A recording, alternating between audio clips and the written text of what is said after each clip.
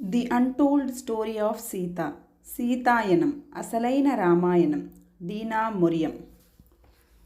అనువాదం బ్రహ్మ విద్వరిష్ట ఎం స్వర్ణలత. కూర్పు బ్రహ్మర్షి జక్కా రాఘవరావు. సీత ఆగమనం. అనేక సంవత్సరాల పాటు రాజ్యంలో వర్షాలు కురవలేదు. మహారాజు ఈ కరువుకు కారణం తెలుసుకోవడానికి, వాతావరణంలో మార్పుల వల్లే వచ్చే పరిణామాలతో వ్యవహరించడానికి గాఢ తపస్సులు చేయసాగారు. మిగతా భూభాగాల నుంచి వచ్చే శక్తుల వలన భూమి బీటలు వారుతుంది అని తెలిసింది. అయితే జనక మహారాజు ఎప్పుడూ కష్టం తర్వాత ప్రయోజనం కూడా ఉంటుంది అని చెప్పేవారు. కరువు నూతన ఆహారోత్పత్తి విధానాలకు దారితీసింది. ఒకానొక రోజు జనక మహారాజు నది ఒడ్డున ధ్యానం చేస్తుండగా నది దేవత ప్రత్యక్షమై, పంటలు పండటానికి నా నీటిని వాడుకో అని చెప్పింది. మొదట్లో మహారాజుకు అర్థం కాలేదు. అప్పుడు ఆమె కాలువలు మళ్లించడాన్ని చూపించింది. ఇది కొంతకాలం సహాయపడింది. కానీ అనేక సంవత్సరాలుగా వాన లేకపోవడం వల్ల నది ప్రవాహం కూడా సన్నగిల్లింది. ప్రజలకు ఆహారం లేకుండా పోవడం వల్ల మహారాజు కూడా వాళ్లతో చేరి ఆ సంవత్సరాలలో సుదీర్ఘ ఉపవాసాలు చేశారు. కానీ నిస్పృహ చెందలేదు. దీనిని మిగిలిన రాజ్యాలతో ఒప్పందం కుదుర్చుకునే అవకాశంగా భావించారు.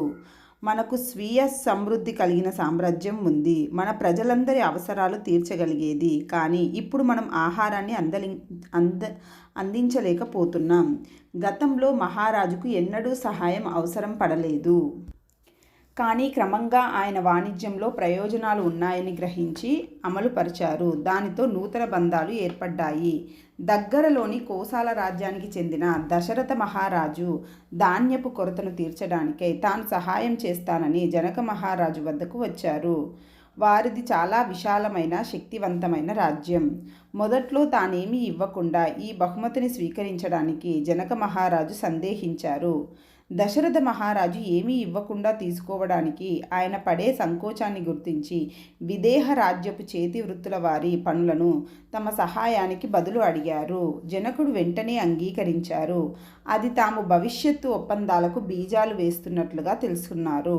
రాజ్యంలో ఎంతో కృతజ్ఞత ఉప్పొంగింది. మహారాజు తన మంత్రులతో ఈ దాతృత్వానికి తగిన దానిని ఏదో ఒక రోజు మనం తిరిగి ఇద్దాం అని చెప్పారు. కష్టకాలంలో అయోధ్య అందించిన ఈ సహాయానికి విదేహ ప్రజల హృదయాలు కృతజ్ఞతతో పొంగి పొర్లాయి. జనక మహారాజు సునయన మాతలకు వయస్సు మీరుతోంది. వారసులు లేరు. అయితే దీనిని గురించి రాజ్యంలో ఎవ్వరూ పట్టించుకునేవారు కాదు. కావలసిన బాధ్యతలన్నింటినీ మహారాజు స్వీకరిస్తారని మాకు తెలుసు. ఒకానొక రోజు మహారాజు రాజ్యంలోని ఋషులందరినీ ఒక ప్రత్యేక పూజ కోసం ఆహ్వానిస్తున్నారు అని, అది ఒక ఆడబిడ్డ కావాలన్న కోరికతో ఆ ప్రత్యేక పూజ నిర్వహిస్తున్నారు అని ఒక పుకారు పుట్టింది. అందరూ ఆడపిల్ల ఎందుకు? ఎక్కడైనా మహారాజులు తమ సామ్రాజ్యం కొనసాగడానికి వారసుడు కావాలనుకుంటారు.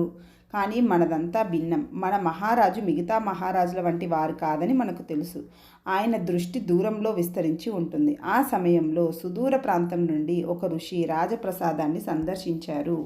ఆయన రాజును, మీకు మహారాణికి కుమార్తె పుట్టాలన్న సంకల్పంతో పూజలు చేస్తున్న మాట నిజమేనా అని అడిగారు. మహారాజు ఆయన ముఖంలోని నిర్గాంతతను చూసి నవ్వి, ఇది మీకు అంత ఆశ్చర్యం ఎందుకు కలిగిస్తుంది అని అడిగారు. మహారాజా, మీకు కొడుకులు లేని మాట నిజమేనా?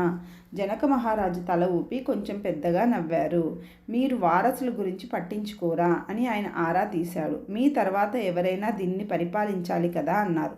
రాజ్యాలు వస్తాయి పోతాయి, నేను భూమి యొక్క సంక్షేమం గురించి ఆలోచిస్తాను ఆయన బదులిచ్చాడు. ప్రకృతి లయలలో ఏర్పడుతున్న పెరుగుతున్న కల్లోలాలను నేను గుర్తించాను. కేవలం అది ఆది పరాశక్తి మాత్రమే స్వయంగా తిరిగి ప్రకృతిలో సంతులతను, ఐక్యతను తేగలదు. ఆ సంతులత లయలను తిరిగి తేకపోతే ఎన్నో ఇబ్బందులు ఎదుర్కోవాల్సి వస్తుందని నేను భయపడుతున్నాను.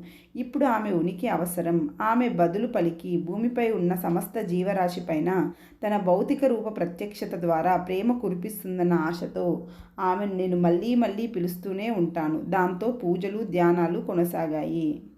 కొన్ని నెలల తర్వాత ఒకానొక రోజు సూర్యోదయానికి ముందే మహారాజు బయటకు వెళ్ళడానికి సిద్ధమయ్యారు. సునయన మాత ఆయనకు వీడ్కోలు చెప్పడానికి నిలబడి ఉంది. ఆయన ఆమెతో తమ రాజ్యంలో నీరు ఏమాత్రం లభించని ప్రాంతానికి, నివారణా చర్యలు అవసరం ఎక్కువగా ఉన్న ప్రాంతానికి వెళ్ళి ధ్యానం చేస్తానని చెప్పారు. ఆమె కూడా వస్తుందేమోనని ఎదురుచూశారు. కానీ ఆమె రథం ఎక్కలేదు. ఆయన, సునయన, నువ్వు నీ కుమార్తెను స్వాగతించడానికి రావడం లేదా అని అడిగారు. ఆమె ఆయన వైపు ఆశ్చర్యంగా చూసింది. ఈ భూమిపైన ఒక బిడ్డ కంటే కోరుకోవలసినది మరేదీ ఆమెకు లేదు. కానీ ఆమె తన భర్త సిద్ధాంతాలను, అభిప్రాయాలను గౌరవించి బిడ్డను కావాలనుకోవడం మానివేసింది. ఇప్పుడు ఆయన ఖచ్చితంగా తమ కుమార్తె వస్తుంది అని సూచించడంతో రథం ఎక్కి ఆయన పక్కన కూర్చుంది. వారు బీడు భూముల మధ్యకు, సంవత్సరాల తరబడి పంటలేని పొలాల మధ్యకు వచ్చినప్పుడు రథం నుండి క్రిందకు దిగి మహారాజు గాఢ ధ్యాన స్థితిలోకి వెళ్ళారు. మహారాణి ఆది పరాశక్తిని ఆహ్వానించడానికై తన భర్త ఉపదేశించిన మంత్రాలను పఠిస్తూ ప్రార్థించసాగింది. అనేక గంటలు గడిచాయి. ఉదయం మధ్యాహ్నంగా మారి సూర్యుడు నడినెత్తి మీదకు వచ్చాడు. సూర్యాస్తమయం కూడా జరిగి రాత్రి అయ్యింది. ఆ ప్రదేశమంతా వారి ధ్యాన ప్రార్థనలతో గాఢ నిశ్శబ్దాన్ని, నిశ్చలతను సంతరించుకుంది. సూర్యోదయానికి ముందు సునయన మాత కళ్ళు తెరిచింది. ఆమెకు ఒక పసిబిడ్డ మొదటి ఏడుపు వినిపించింది. ఆవిడ ఉత్సాహంతో కళ్ళు మెరుస్తూ ఉండగా జనక మహారాజును ధ్యానం నుంచి లేపింది. నేను బిడ్డ ఏడుపు విన్నాను. ఆమె ఆనంద అతిశయంతో చెప్పింది. ఎంత మధురమైన ఏడుపో, అది ప్రపంచాన్ని పిలుస్తున్న గానంలా ఉంది అంది. తన ధ్యానంలో మహారాజు సుందరమైన మహాదేవి పరదేవత తన పిలుపుకు పలుకుతుండటం చూశారు. మహారాజు చుట్టంతా గుమిగూడి చిన్ని ఎడారి జీవుల పట్ల కృతజ్ఞత నిండిన హృదయాలతో చూశారు. ఆమె మీకోసం కూడా వస్తుంది, మానవుల కోసం మాత్రమే కాదు అని చెప్పి ఈ సందర్భం కోసమే ప్రత్యేకంగా తాను స్వయంగా చెక్కిన నాగలిని తీసుకొని పొలం మధ్యలోకి నడిచి భూమిని దున్నసాగారు. ఆ ప్రక్రియలో ఆయన తన కుమార్తె ఈ భూమికి, దానిలోని జీవులన్నిటికీ చెందినది అన్న ప్రమాణం చేశారు. ఆమె తనకు గాని, సునయనకు గాని, ఏ పురుషునికి గాని చెంది ఉండదు. ఆమె అందరికీ చెందినది. ఆయన ఆమెను తన సామ్రాజ్యాన్ని విస్తరించడానికి గాని, తన పరిపాలన కొనసాగించడానికి గాని, గొప్ప శక్తిని, సంపదను పొందటానికి కానీ పిలవలేదు. సహజమైన లోకంలో పెరుగుతున్న అసమతుల్యతను సరిచేయడంలో తోడ్పడి స్వస్థత చేకూర్చడానికై ఆహ్వానించారు. ఆయన నాగలి భూమిని తాకగానే ఆ పొడి నేలలో ఒక బీట ఏర్పడింది. ఆ ప్రదేశంలో ఆమె ప్రత్యక్షమైంది. ఆయన మాట బయటకు రావడానికి ముందే భూమాత కుమార్తె జన్మించింది. కొన్ని క్షణాలలోపే వర్షం కురిసింది. చిన్న చిన్న చినుకులుగా మొదలై దాహార్తితో ఉన్న నేలను ముంచెత్తింది. జనక మహారాజు ఆ శిశువుని ఎత్తుకొని హృదయానికి హత్తుకొని కృతజ్ఞతలు తెలిపారు. ఆ రోజులలోనే నదిలో నేను చనిపోబోయిన కొన్ని నెలల తర్వాత మహారాజు నా కోసం మనిషిని పంపారు. మహారాజు నీ కోసం అడుగుతూ నా వద్దకు వచ్చారు అని అతిథి ఒకరోజు నాతో చెప్పింది. నా గురించా? నేను ఆశ్చర్యంగా ప్రశ్నించాను. ఆమె తల ఊపింది. ఆయన నాతో ఇప్పటికీ నీ తపస్సు పూర్తయింది అని చెప్పమన్నారు. నా తపస్సా? నేను సందిగ్ధంగా చూశాను. సాధారణ అర్థంలో తపస్సు అంటే ఋషులు తమకు మరి ప్రపంచానికి కొన్ని ప్రత్యేక ప్రయోజనాల కోసం చేసే సుదీర్ఘ క్లిష్ట ధ్యాన సాధన అని నాకు తెలుసు. మన మహారాజు మన రాజ్యం కోసం తపస్సు చేస్తారు. కానీ నేను ఒక బీద పరిచారికను. తపస్సు చేసే అవకాశమే లేదు. నేను ఏ ధ్యాన సాధన చేయలేదు. దీని గురించి నాకు ఏమీ తెలియదు. ఆమె మళ్ళీ తల ఊపింది. మీనాక్షి, నువ్వు అనేక ఇబ్బందులు ఎదుర్కొన్నావు. నీ తండ్రి మరణించిన నాటి నుంచి నీ కష్టం నాకు తెలుసు. ఇప్పుడు అది నీకు ఉపయోగపడటాన్ని నేను చూస్తున్నాను. ఆయన ఇప్పుడు నీకు మహారాణి సేవకురాలి బాధ్యత అప్పగించారు అని, అది కూడా కొంతకాలమే. ఆ తర్వాత నీకు ఇంకో బాధ్యత అప్పజెప్పబడుతుంది. నాకేమీ అర్థం కావటం లేదు. నేను గొణిగాను. ఇప్పుడు ఉన్న స్థితి పట్ల నేను సంపూర్ణ సంతృప్తితో ఉన్నానని నీకు తెలుసు. నాకు ఇంకేమైనా కావాలని నేను అనుకోవడం లేదు. వాస్తవానికి మహారాజు మహారాణులతో ప్రత్యక్షంగా మెలిగే స్థాయికి మారడం నాకు భయంగా ఉంది. ఈ పరివారపు కృత్యాలలో వారి కంట పడకుండా పనిచేసుకోవడం నాకు హాయిగా ఉంది. నువ్వు ఆయన వివేకాన్ని విశ్వసిస్తావా తల్లి? నేను ఏమీ బదులు చెప్పకపోయేసరికి ఆమె కొనసాగిస్తూ, నీ తండ్రి ప్రమాదానికి గురైనప్పుడు మహారాజు ఆయనను ఆశీర్వదించడానికి వచ్చారా అని నువ్వు నన్ను అడగటం గుర్తుందా అని ఆమె నన్ను అడిగింది. నేను తల ఊపాను. అప్పుడు నేను ఆ గదిలో లేను, కానీ మన పరిచారకుల్లో ఒకరు అక్కడ ఉన్నారు. ఈ మధ్యనే అతను నాతో ఆ విషయాలు చెప్పాడు. మీ నాన్న మరణించబోతూ ఉండగా మహారాజు ఆయన సంవత్సరాల తరబడి చేసిన సేవకు కృతజ్ఞత తెలిపి నీ చివరి కోరిక ఏమైనా ఉంటే దానిని పూర్తి చేస్తాను చెప్పు అని అడిగారు. ఆయన చివరి కోరిక నువ్వు తెలుసుకోవాలని నేను కోరుకుంటున్నాను. నీ తండ్రి తన చేతులు జోడించి తన జీవితాంతం వరకు మహారాజు నిన్ను చూడాలని, నీ దురదృష్టాలలో నిన్ను రక్షించాలని, నువ్వు పనికి వస్తావు అనుకుంటే ఇంతకంటే మించిన సేవలో నిన్ను ఉంచాలని అభ్యర్థించాడు అని ఆ పరిచారకుడు నాతో చెప్పాడు. మహారాజు తల ఊపి ఒప్పుకున్నారు. ఆమె మంచి పరిచారిక, మంచి కూతురు. బహుశా నేనే ఆమె పట్ల కఠినంగా ప్రవర్తించి ఉంటాను అని మీ నాన్న చెప్పాడు. నా దురదృష్టాలన్నింటినీ మధ్య ఆమె నాకు దొరికిన వరం. మా కుటుంబం పట్ల అనేక తరాలుగా మీరు చూపిస్తున్న శ్రద్ధకు నేను రుణపడి ఉన్నాను. ఈ విషయాన్ని నాకు ముందే ఎవ్వరూ ఎందుకు చెప్పలేదు? కళ్ళనీళ్లతో ప్రశ్నించాను. ఇది నాకు తెలిసినట్లయితే ఇంతకన్నా భిన్నంగా ఏమి చేసి ఉండేదానివి అని అతిథి అడిగింది. నాకు తెలియదు, నేను గొణిగాను. గతాన్ని మర్చిపో మీనాక్షి, భవిష్యత్తు గురించి ఆలోచించు. మహారాజు నీ కోసం పిలిచారు, నువ్వు ఆయన పిలుపును తిరస్కరించకూడదు. అందుకే ఆయన నన్ను నది నుండి రక్షించారు అనుకున్నాను. అనేక సంవత్సరాల తర్వాత కూడా ఆయన నా తండ్రి ఇచ్చిన మాటకు కట్టుబడి ఉండటం నన్ను కదిల్చివేసింది. అది మా మహారాజు యొక్క నైజం. ఆయన మాట శిలాశాసనం. ఆయన ఎన్నడూ తన మాటను పాలించకుండా ఉండరు. ఆయన సహనం అపరిమితం. ప్రతి చర్యను తపస్సు ద్వారా నేర్చుకున్నారు.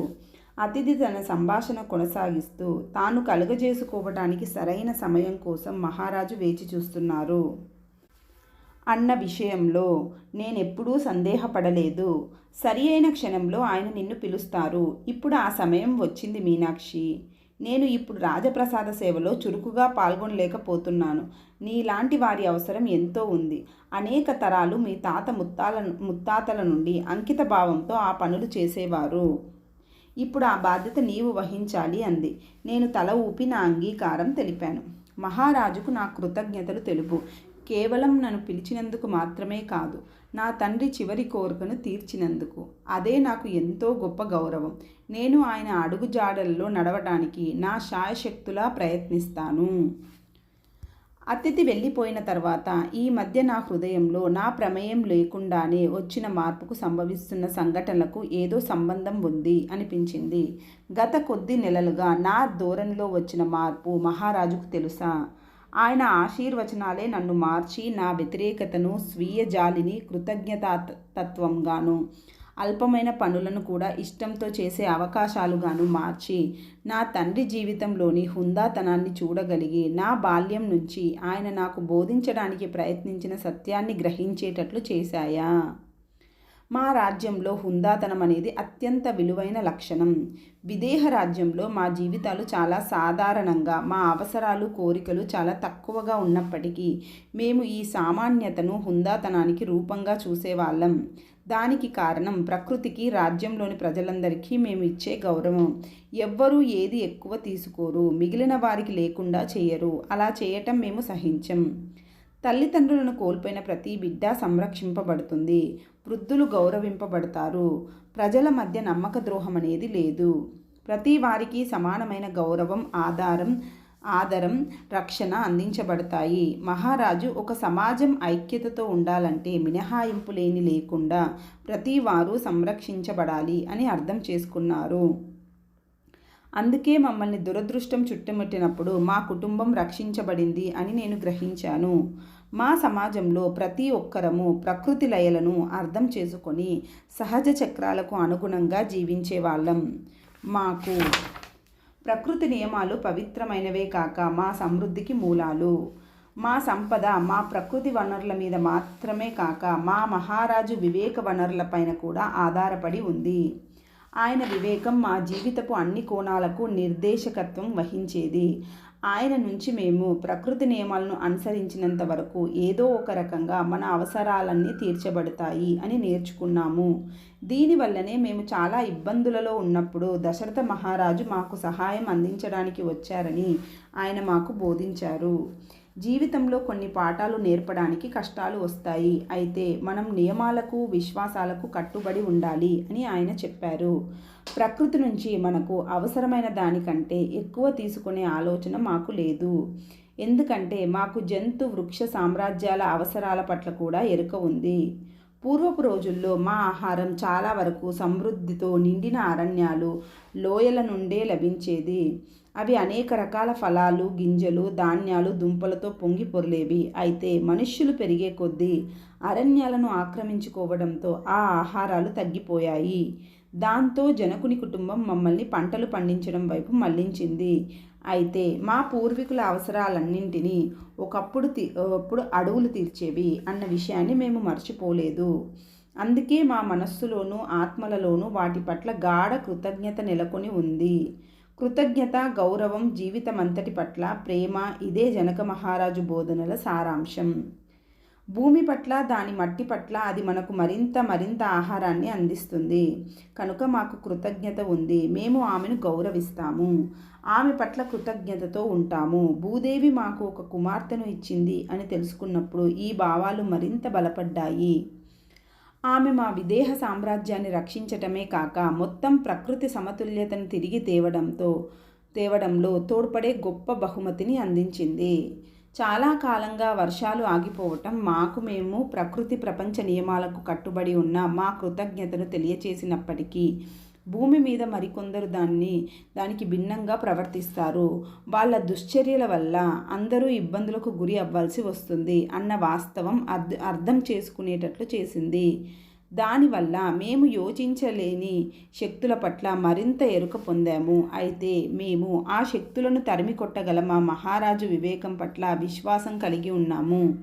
సంవత్సరాల తరబడి ఆయన చేసిన తపస్సు, పూజలు ఫలించి ఆయన ప్రగాఢ సహనం, ఓర్పులతో మేము మా మహారాజు శక్తి భౌతిక తలానికి అవతల సుదూరంగా విస్తరించింది అని గ్రహించాము.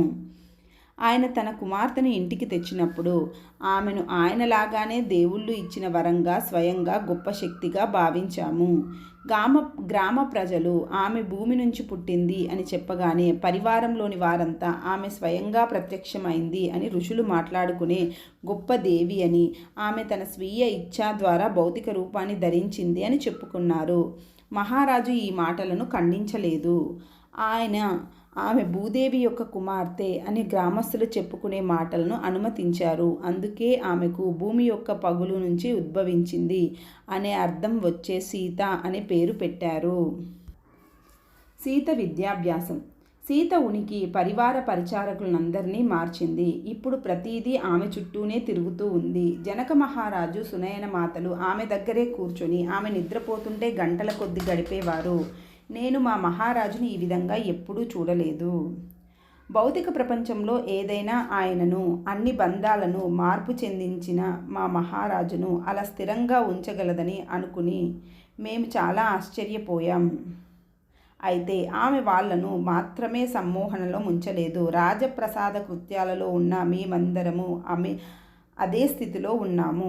ఆ బిడ్డకు ఏదైనా అవసరం వస్తే పరిచారకులందరూ దాన్ని తేవటానికి పరుగులెత్తేవారు. ఆమె పడుకొని ఉన్న గది వదిలి వెళ్ళాలంటే నాకు చాలా కష్టం అనిపించేది. ఆమె ఆకర్షణ అటువంటిది. ఆమెను స్థిరంగా చూస్తూ ఉంటే నా జీవితంలో మొట్టమొదటిసారిగా హృదయంలో ప్రేమ స్పందన ప్రవేశించింది. నేను ఎప్పుడూ వేరే వారి వద్ద పొందని భావాన్ని ఈ బిడ్డ పట్ల అనుభూతి చెందాను. ఆ అనుభూతి వర్ణనాతీతమైనది. ఒకానొక రోజు ఆమెతో నేను మాత్రమే ఉన్నప్పుడు నేను, అమ్మా, నీ వల్ల నేను ఆనందం అంటే ఏమిటో తెలుసుకున్నాను. నువ్వు నా జీవితంలోకి వెలుగును తెచ్చావు. నా మిగిలిన జీవితం అంతా నాకు సాధ్యమైనంతలో ఉన్నంతగా నీకు సేవ చేస్తాను అని గుసగుసలాడాను. మొట్టమొదటి నుంచి పరిచారకులు, ఇతరులు ఆమెను మాత అని పిలిచేవారు. అది సహజంగా వచ్చింది. బాహ్యంగా మేము ఆమెకు సేవకులం. ఆమెను రక్షించడానికి ఉన్నట్లుగా కనిపించిన అంతరం నుంచి ఆమె మమ్మల్ని రక్షిస్తున్నట్లు అనిపించేది. నిజం చెప్పాలంటే ఆమె మా మాత. మేము ఆమెను మాత అని మొదటిసారిగా పిలుస్తున్నప్పుడు విన్న సునయన మాత నవ్వింది. తర్వాత నవ్వు ఆపుకొని, మీరు సరిగ్గానే ఉన్నారు. ఆమె ప్రపంచానికి తల్లి అయినప్పటికీ ఆమెను నేను నా బిడ్డగానే చూడాలి. అదే మాయ యొక్క ప్రకృతి. సీత వచ్చిన చాలా నెలల వరకు మహారాజు చుట్టుప్రక్కల ప్రాంతాలకు తప్ప రాజప్రసాదం విడిచి వెళ్ళేవారు కాదు. సుదూర ఋషులను దర్శించే ప్రయాణాలు కొంతకాలం ఆగాయి. అయితే సీతకు సంవత్సరం నిండే నాటికి ఒకానొక ఋషి ఆహ్వానాన్ని మన్నించి ఆయనను దర్శించటానికి సిద్ధమయ్యారు. సీతకు వేడుకోలు చెప్పటానికి వచ్చారు. నేను సునయన మాతతో పాటు అక్కడే ఉన్నాను. తాను వెళ్తున్న చోటు గురించి ఆయన సీతకు వివరించగా సునయన మాత నా వైపు నవ్వుతూ మహారాజు సీతతో ఆ పసిపిల్లతో పెద్దవాళ్లతో మాట్లాడినట్లు మాట్లాడుతున్నారు అన్నట్లు చూసింది. అయితే ఆయన సెలవు తీసుకోవడానికి లేచేసరికి సీత ఆయనకు తన చేతులు ఇచ్చింది. వాళ్ళు కళ్ళు కలిశాయి. ఒక్క క్షణం పాటు ఆయన కదల్లేదు, ఏమీ మాట్లాడలేదు. ఆ తర్వాత ఆమెకు బదిలిచ్చినట్లుగా సరే, నిన్ను కూడా నాతో తీసుకువెళ్తాను అన్నారు. సునయన మాత వద్దు అనబోయింది. కానీ మహారాజు ఆమె పెదవులపై వ్రేళ్లు ఉంచారు. ఆమె వస్తాను అంది. నేను ఆమెను కాదు అనలేను. మీరు ఒక్కరే ఆమెను జాగ్రత్తగా చూసుకోలేరు. నేను చక్కగా చూసుకోగలను. ఆమెను చూసి ఆ ఆశ్రమంలోని ఋషులంతా ఎంతో ఆనందిస్తారని నేను ఖచ్చితంగా చెప్పగలను. మీరు ఆమెను తప్పకుండా తీసుకువెళ్ళినట్లయితే మీనాక్షిని, ఉషను కూడా మీతో తీసుకువెళ్ళండి. ఉష పరివార కృత్యాలను అంకిత భావంతో చేసే యువ పరిచారిక. ఆమె అప్పుడప్పుడు నా పనిలో సహాయం చేసేది. మహారాజు నా వైపు చూసి సరే మీనాక్షి, నువ్వు నాతో రా, ఉషకు కూడా చెప్పు అన్నారు. నేను రాజప్రసాదం వదిలి ఎన్నడూ ప్రయాణించలేదు. అంతేకాదు ఏ ఋషి ఆశ్రమాన్ని దర్శించలేదు. ఇదంతా నాకు ఒక సరిక్రొత్త అనుభవం. ఆశ్రమం చేరటానికి ఆ పగలంతా పట్టింది. అయితే దారిలో మేము అనేకసార్లు ఆగాము. మహారాజు అటువంటి సందర్భాలను సమీప గ్రామ ప్రజలతో సంభాషించటానికి, వారితో కలిసి భోజనం చేయటానికి ఉపయోగించారు. ప్రజలు మొదటిసారిగా రాజకుమారి సీతను కలిశారు. మహారాజు తమ కుమార్తెతో పాటు ఆ మార్గంలో వెళుతున్నారు అన్న వార్త ఆ నోట ఈ నోట పాకి వారిని అభినందించటానికి ఊళ్ళకు ఊళ్ళే కదిలి వచ్చాయి. అక్కడకు చేరిన సమూహాలతో మహారాజు వ్యవహరించిన తీరు నన్నెంతో ఆశ్చర్యపరిచింది. ప్రజలు ఆమెను తాకి ఎత్తుకోవడానికి చేసే ప్రయత్నాలను ఆయన అడ్డుకోలేదు. సీత ఆనందంగా నవ్వుతూ తుల్లుతూ ఉంది. చివరకు మేము ఆశ్రమం చేరాం. మాతో పాటు చిన్న బిడ్డ సీతను చూసి ఆ ఋషి ఎంతమాత్రం ఆశ్చర్యపడలేదు. నువ్వు వస్తావని నేను అనుకుంటున్నాను అన్నారు ఆయన సీతతో.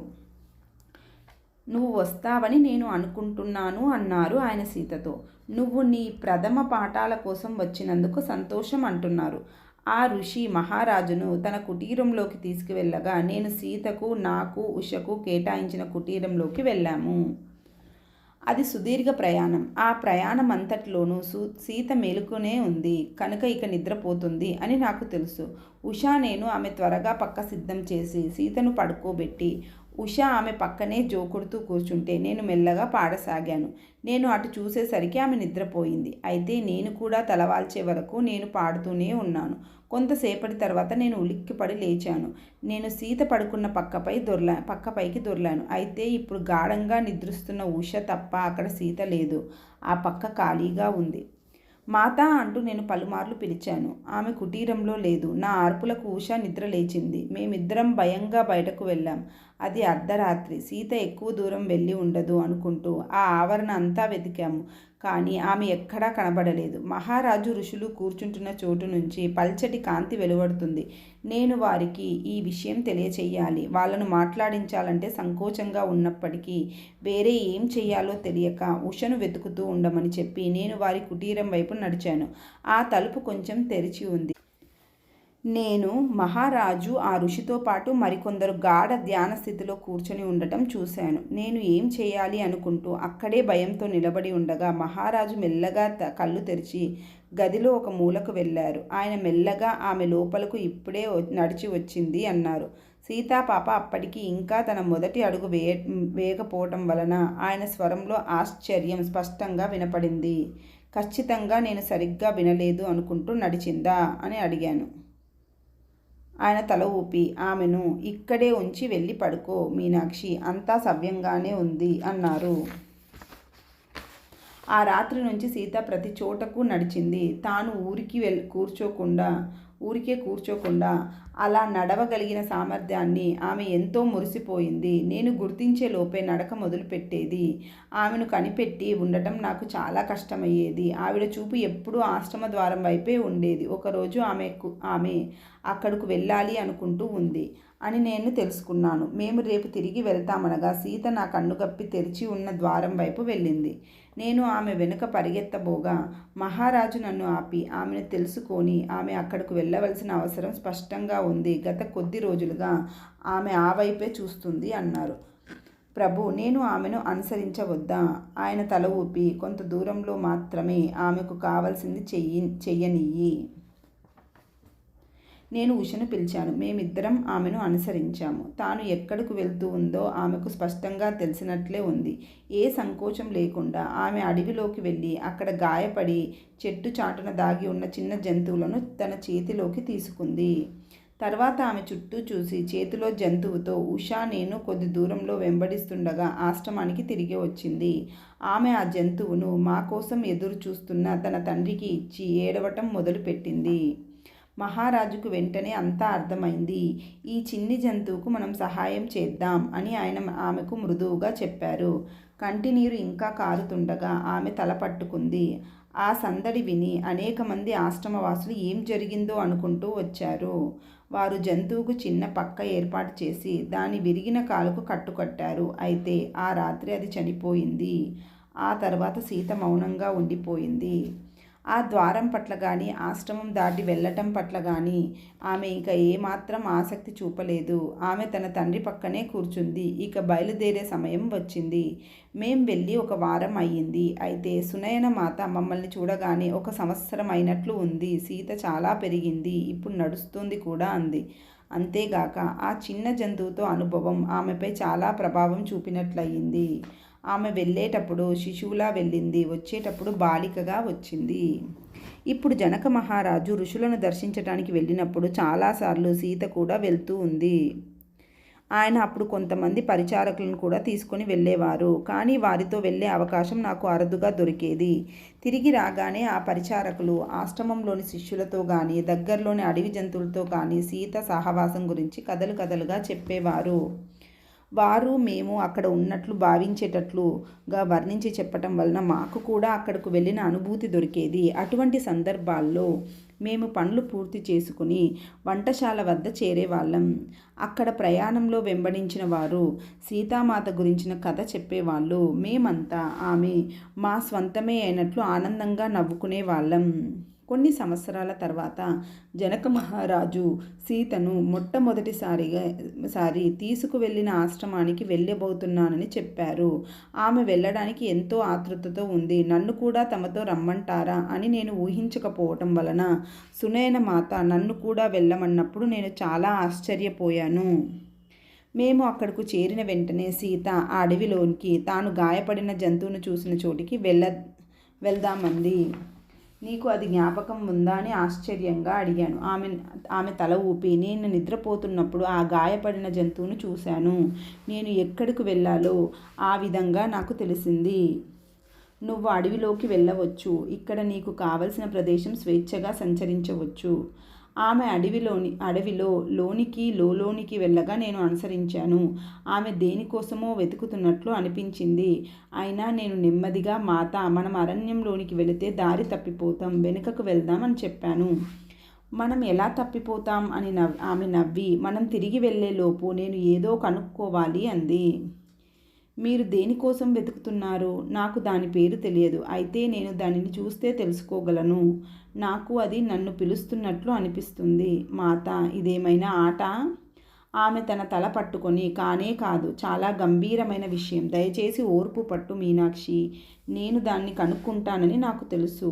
అది పిలవటం నాకు వినపడుతుంది. అది ఒక జంతువా అని అడిగాను నేను. ఆమె మళ్ళీ తల పట్టుకుంది. ఆమె దేని గురించి మాట్లాడుతూ ఉందో నాకు అర్థం కాలేదు. అయితే సీతతో చాలాసార్లు అలాగే జరుగుతుంది. సరే, ప్రయత్నాలతో ఆమె పరుగొడుతుంటే నేను అనుసరించాను. దారిలో మాకు కొన్ని పెద్ద పక్షులు, నీటి పక్షుల వంటివి కనిపించగా సీత వాటి ముందు కూలబడింది. కొన్ని నిమిషాల తర్వాత ఆమె చేతులు జోడించి వాటికి కృతజ్ఞతలు తెలిపింది. ఆ తర్వాత దగ్గరలోని ఒక వాగు వద్దకు వెళ్ళి కొన్ని దుంపలు తవ్వటం మొదలుపెట్టింది. ఇక్కడ నేను దానిని కనుగొన్నాను. ఇప్పుడు మనం తిరిగి వెళ్ళవచ్చు. ఆమె వెనుకకు తిరిగి వస్తుండగా నేను అనుసరించాను. ఆశ్రమం చేరగానే ఆమె తిన్నగా ఆ ఋషి కుటీరానికి వెళ్ళింది. అక్కడ ఆయన మహారాజుకు ఏదో వివరిస్తున్నారు. ఆవిడ ఆ దుంపల గుత్తిని ఆయనకు అందిస్తూ, మీకోసం నేను ఇవి తెచ్చాను అంది. ఆయన తన ముఖంలో సందిగ్ధత కనిపిస్తుండగా, సీత కృతజ్ఞతలు అన్నారు. నువ్వు నా గురించి ఆలోచించటం నన్ను కదిల్చివేసింది. మహారాజు దీర్ఘంగా నవ్వుతూ, ఇదేమిటి, నువ్వు గురువుగారి కోసం ఏం తెచ్చావు అని అడిగారు. ఇది ఆయన పొట్ట కోసం, ఇది ఆయనకు సహాయం చేస్తుంది అంది ఆమె. ఋషి ముఖంలోని సందిగ్ధం నిర్ఘాంతగా మారింది. పొట్ట అంటూ ఋషి మహారాజు వైపు తిరిగి వేరే వారికి ఈ సంగతి తెలియదు. సీత, నీకు ఈ సంగతి ఎలా తెలిసింది? ఆమె బదులివ్వకపోగా, ఆ దుంపలు ఉడికించి ఆ నీళ్లను తాగాలి అని, ఆయన పొట్ట ఇబ్బందులు తగ్గుతాయి అని చెప్పింది. ఆశ్చర్యం. ఖచ్చితంగా నీ సలహాను పాటిస్తాను అని విస్తుపోయే స్వరంతో అన్నారు ఋషి. మహారాజు ఇది మీకేమైనా తెలుసా అన్నట్లు నా వైపు చూశారు.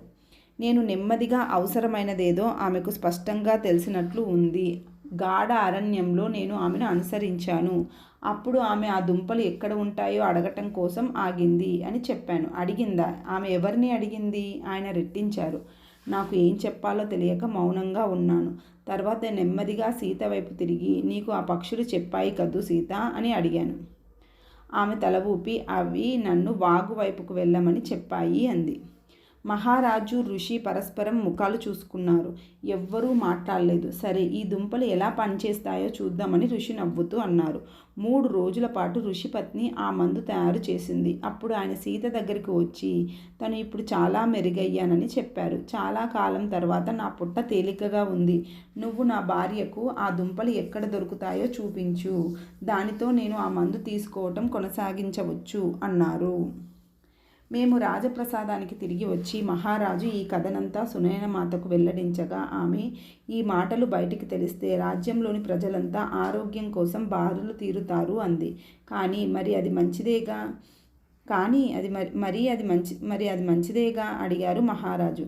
ఆమె ప్రజలకు సహాయం చేయగలిగితే అంటుండగా, సునయనమాత అడ్డుకుంటూ, ఆమె ఇంకా చిన్నపిల్ల, సహాయం చేయడానికి ముందు చాలా కాలం ఉంది. ఆమెను తన బాల్యం గడపనివ్వండి అంది. నువ్వు చెప్పింది నిజమే. మనకు ఆమెను నిలువరించలేం. ఆమె చెయ్యాలనుకున్నది చేస్తుంది. మనం ఆపగలిగే మార్గం ఏదీ లేదు. తర్వాతి సంవత్సరం దగ్గరలో ఉన్న మరో ఆశ్రమం ఇంకో సంఘటన జరిగింది. అరణ్యం మధ్యలో ఆశ్రమం నిర్మించుకున్న ఒకానొక ఋషిని దర్శించటానికి మహారాజు వెళ్తున్నప్పుడు సీతను సంరక్షించడానికి నేను కూడా వెళ్ళాను. ఒక సాయంత్రం సీతను పడుకోబెడదామని ఆమె కోసం వెతుకుతుండగా ఆమె అక్కడ లేదు. నేను అక్కడంతా వెతికాను, కానీ నాకు ఆమె కనపడలేదు. మహారాజు ఆ ఆశ్రమంలోని వారితో కలిసి ధ్యానం చేస్తున్నారు. నేను వారికి ఇబ్బంది కలిగించలేకపోయాను. ఆమె త్వరలోనే తిరిగి వస్తుంది అని నాకు నేను చెప్పుకున్నాను. కానీ ఆమె తిరిగి రాలేదు. కొన్ని గంటల తర్వాత మహారాజు ఆశ్రమం ముందు ఉన్న ఖాళీ స్థలాన్ని దాటి తన కుటీరం వైపు వెళ్ళటం చూశాను. ఆయన కోసం నేను ఆగకుండా ఆయన కుటీరంలోకి ప్రవేశించి ముందే గబగబా వెళ్ళాను. నా ముఖంలో భయాన్ని చూసి ఆయన, ఏమైంది మీనాక్షి అని అడిగారు. చాలా గంటల నుంచి సీత కనపడటం లేదు. ఎక్కడికి వెళ్ళిందో తెలియదు. ఈ చుట్టుప్రక్కల ఎక్కడా కనపడటం లేదు. ఆమె తిరిగి వస్తుంది, హామీ ఇస్తున్నట్లుగా అన్నారు. నేను ఏడుస్తూ, ఇప్పటికే చాలా ఆలస్యమైంది. ఇవాళ బాగా చీకటిగా కూడా ఉంది. ఆమెను నా దృష్టిపథం నుంచి తప్పిపోనిచ్చాను. నన్ను క్షమించండి అని వెక్కిళ్ళు పెట్టసాగాను. మీనాక్షి, మనం ఆమెను కట్టి ఉంచలేం. ఈ మాట నీకు చాలాసార్లు చెప్పాను. ఆమె తిరిగి వస్తుంది. వెళ్ళి పడుకో. మహారాజు రాత్రంతా ధ్యానంలో కూర్చున్నారు. నేను కూడా రాత్రంతా కూర్చున్నాను, కానీ ధ్యానంలో కాదు. కన్ను మూయలేనంతగా నేను అధైర్యపడ్డాను. సూర్యోదయానికి ముందు ఆయన కుటీరం నుంచి బయటకు వస్తున్నప్పుడు చప్పుడు విని దడదడా కొట్టుకునే గుండెతో ఆయనను అనుసరించాను. ఆయన నిదానంగా, ఆమె ఎక్కడ ఉందో నాకు తెలుసు, నాతో రా అన్నారు. ఆయన అరణ్యంలో కొంత దూరం వెళ్ళి అక్కడ కొన్ని కోతుల కుటుంబాలతో నిద్రిస్తున్న సీతను కనుగొన్నారు. ఆమె తల తల్లి కోతి ఒడిలో ఉంది. మేము మెల్లగా చప్పుడు చేయకుండా వెళ్ళాం. అయినప్పటికీ మా అడుగుల సవ్వడితో తల్లి కోతి బిగ్గరగా అరిచి గబగబా పక్కన ఉన్న చెట్టు ఎక్కింది. పిల్ల కోతులు దాన్ని అనుసరించాయి. సీత ఉలిక్కిపడి లేచింది. నాన్నా ఆమె అరిచింది. ఒక్క మాట కూడా మాట్లాడకుండా ఆయన ఆమెను తన చేతిలోకి తీసుకొని ఆశ్రమానికి వచ్చారు. ఆయన ఆమెను ఆశ్రమ ఆవరణంలో దింపి ఆమె వైపు తీక్షణంగా చూశారు. నువ్వు మీనాక్షికి చెప్పకుండా వెళ్ళి ఉండకూడదు. ఆమె ఎంతో విచారపడింది. రాత్రంతా నిద్రలేదు. ఆమె పశ్చాత్తాపం నిండిన కళ్ళతో నా వైపు చూసింది. మాత, ఏం జరిగింది? మిమ్మల్ని రాత్రిపూట వెళ్ళడానికి పురికొల్పింది ఏది? మీరు కనపడనప్పుడు నేనెంతో విచారపడ్డాను అన్నాను. సీత మౌనంగా ఉంది. అప్పుడు మహారాజు, నువ్వు వెళ్ళడానికి ఏదో బలమైన కారణమే ఉండి ఉంటుందని నాకు తెలుసు. కానీ నువ్వు ఎందుకు తిరిగి రాలేదు అని అడిగారు. ఆమె, ఆ తల్లి కోతి ఎంతో బాధపడింది. అప్పుడే పుట్టిన దాని పిల్లల్లో ఒకటి చెట్టు మీద నుంచి పడి చనిపోయింది. దాని విచారం నన్ను తాకింది. నేనేమీ చేయలేను. కానీ దాని వద్దకు వెళ్ళాను. అది వెక్కి వెక్కి ఏడుస్తుండగా దాన్ని ఓదార్చడానికి దాని ఒడిలో నా తల పెట్టాను. బహుశా నాకు అప్పుడు నిద్ర పట్టి ఉంటుంది. అంతేకాని రాత్రి అంతా నేను బయట ఉందామనుకోలేదు అంది. నేను అర్థం చేసుకున్నాను. కానీ మనం ఒక ఒప్పందానికి వద్దాం. నువ్వు బయటకు వెళ్ళిన ప్రతిసారి మాలో ఎవరో ఒకరికి చెప్పి వెళ్ళు. దాంతో మేము విచారపడవలసిన అవసరం ఉండదు అని చెప్పారు మహారాజు. ఆమె తల ఊపుతూ, నేను ప్రయత్నిస్తాను. కానీ నాన్న, ఇంకా కొన్ని సంవత్సరాలు సీత, నిన్ను నువ్వు రక్షించుకోగలవు అన్న విశ్వాసం నాకు ఉంది. కానీ మిగిలిన వారు, ముఖ్యంగా నీ తల్లి విచారపడుతుంది. ఆమె ఇప్పుడు ఇక్కడ ఉన్నట్లయితే ఎంతో బాధకు గురి అయ్యేది. తర్వాత కొన్ని సంవత్సరాలు సీత తాను బయటకు వెళ్ళేటప్పుడు మాలో ఎవరికో ఒకరికి చెప్పి వెళ్ళేది.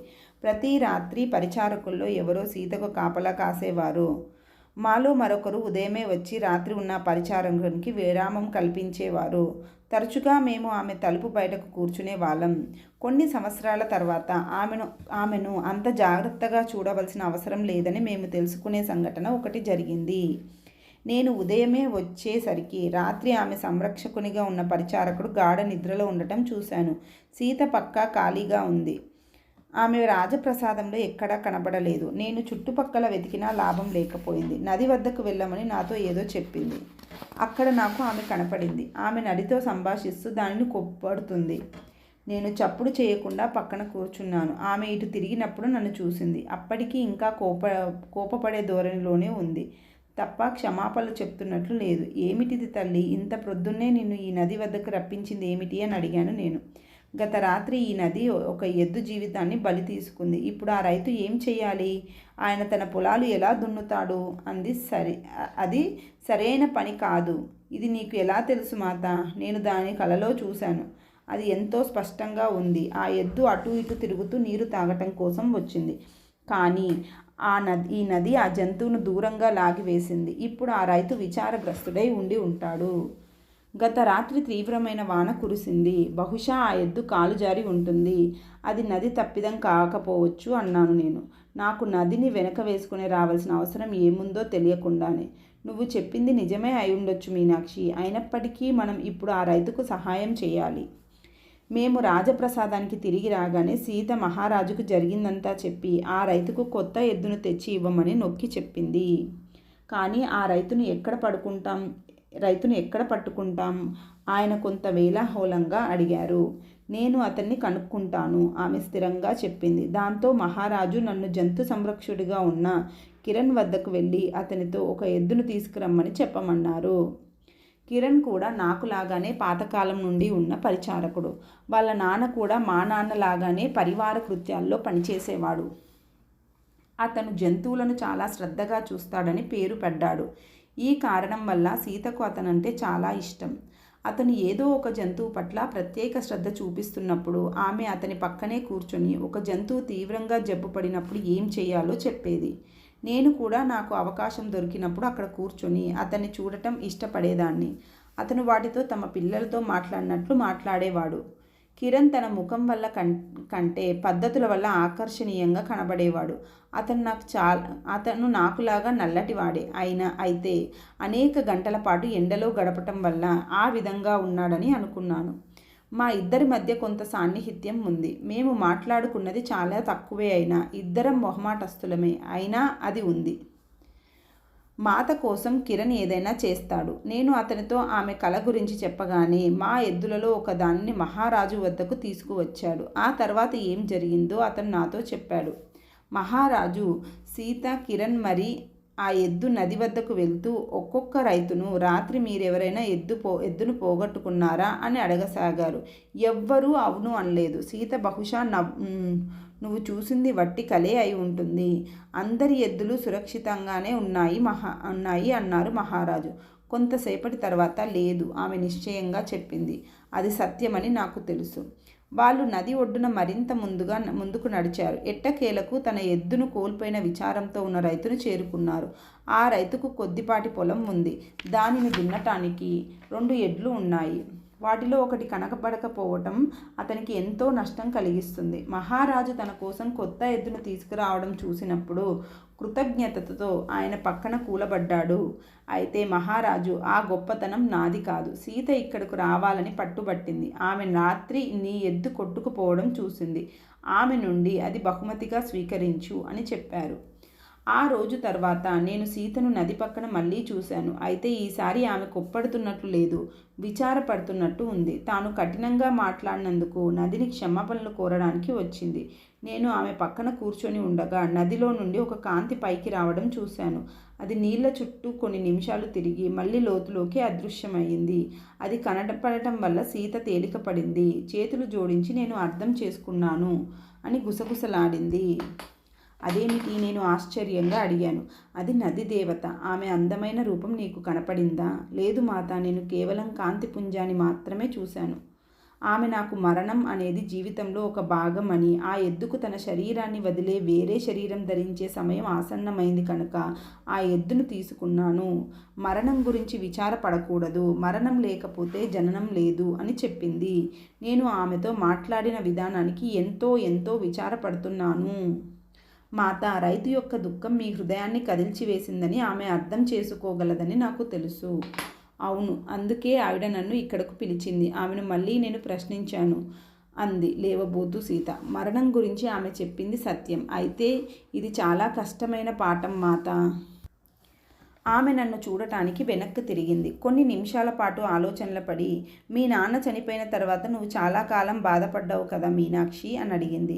ఆమెకి ఏం చెప్పాలో నాకు తెలియక తల ఊపాను. అయితే అప్పుడు నీవు నిందించుకున్నావు కదూ, అది మీకు ఎలా తెలుసు మాత? నేను ఆశ్చర్యంగా అడిగాను. ఆమె నవ్వింది. నువ్వు ఇప్పటికీ ఇంకా కొంత విచారం పడుతూనే ఉన్నావు, కానీ అలా ఉండకూడదు. ఆయన మరణంతో నీకు ఏ సంబంధం లేదు. ఆయనకు వెళ్ళిపోయే సమయం వచ్చింది, దాన్ని ఎవ్వరూ ఆపలేరు. ఈ సంభాషణ చాలా క్లుప్తంగానూ సహజంగానూ వాస్తవాన్ని వ్యక్తీకరించినట్లు ఉన్నా అది నాపై గాఢ ప్రభావం చూపింది. మా తండ్రి మరణం గురించి నేను ఎక్కువసార్లు తలుచుకోకపోయినప్పటికీ నా అపరాధ భావాన్ని కోల్పోలేదు.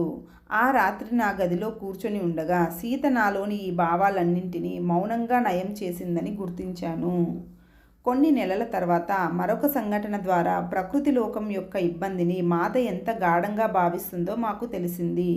మిథిలకు కొన్ని గంటల ప్రయాణం దూరంలో ఉన్న అరణ్యం మధ్యలో నూతనంగా నిర్మించిన ఆశ్రమం చాలా పెద్దది. దానిని ఇంకా విస్తరిస్తున్నారు. ఆ ప్రాంతంలోని అనేక మంది ఋషులు అక్కడికి ఆహ్వానించబడ్డారు. మహారాజు మాతను కూడా తనతో తీసుకువెళ్లారు. వారు తమ ప్రయాణం నుంచి వచ్చిన తర్వాత పరిచారకుల్లో ఒకరు ఈ కథను మాకు చెప్పారు. వారు అక్కడికి చేరుకున్న తర్వాత ఆ ప్రాంతంలో ఆశ్రమాలు అభివృద్ధి చెందుతున్న విధానం గురించిన చర్చలు జరుపుతున్న ఋషులను కలవటానికి వెళ్ళారు. సాధారణంగా సీత కూడా ఆయనతో వెళ్ళేది, కానీ ఈసారి మాత్రం ఆశ్రమంలోనే ఆగిపోయింది. తనకు ఆ చర్చల్లో పాల్గొనటం ఇష్టమైనా రానని చెప్పటంతో ఆయన ఆశ్చర్యపోయినా ఆమెను ఒత్తిడి పెట్టలేదు. తర్వాత కొన్ని రోజులు ఆమె విడిగానే ఉండిపోయింది. రోజులు గడిచే కొద్దీ ఆమె విచారానికి గురై అది ఆమె ముఖంలో ప్రతిఫలించగా అందరూ దానిని గమనించారు. చివరిగా మహారాజు ఏం జరిగింది అని అడిగారు. ఆమె ఏమీ మాట్లాడలేదు.